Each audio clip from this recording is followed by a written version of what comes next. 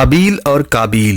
अल्लाह ने कुरान मजीद में हज़रत आदम अलैहिस्सलाम के इन दोनों बेटों के नामों का जिक्र नहीं किया है, सिर्फ आदम के बेटे कहकर छोड़ दिया है, लेकिन तौरात में उनके नाम बयान किए गए हैं। कुछ रिवायतों में इन दोनों भाइयों में अपनी शादी से मुताल्लिक ज़बरदस्त इख्तिलाफ का जिक्र किया गया है।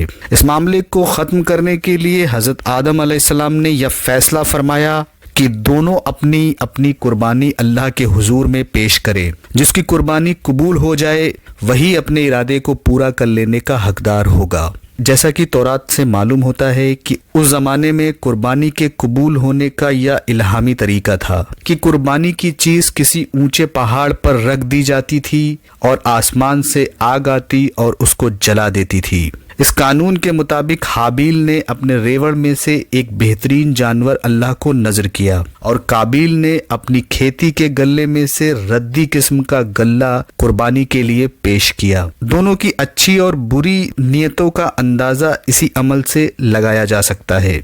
इसलिए दस्तूर के मुताबिक आग ने आकर हाबील की नजर को जला दिया और इस तरह कुर्बानी कबूल होने का शर्फ उसके हिस्से में आया। काबील अपनी इस तौहीन को बर्दाश्त ना कर सका और उसने गुस्से में आकर हाबील से कहा कि मैं तुझको कत्ल किए बगैर ना छोड़ूंगा ताकि तू अपनी मुराद पूरी ना कर सके। हाबील ने जवाब दिया, मैं तो तुझ पर हाथ ना उठाऊंगा, बाकी तेरी जो मर्जी आए वह कर। रहा कुर्बानी का मामला तो अल्लाह के यहाँ नेक नियत की ही नजर कबूल होती है और बदनीयत नहीं और धमकी भी काम नहीं आती और ना बेवजह गम व गुस्सा। यह बात सुनकर काबील को बहुत गुस्सा आया और उसने अपने भाई हाबील को मार डाला। कत्ल के बाद काबील हैरान था कि इस लाश का क्या करे, क्योंकि अभी तक आदम की नस्ल मौत से दो चार नहीं हुई थी और इसीलिए हजरत आदम अलैहिस्सलाम को मुर्दे के बारे में अल्लाह का कोई हुक्म नहीं सुनाया गया था। अचानक उसने देखा कि एक कौवा जमीन को कुरेद कुरेद कर गड्ढा खोद रहा है।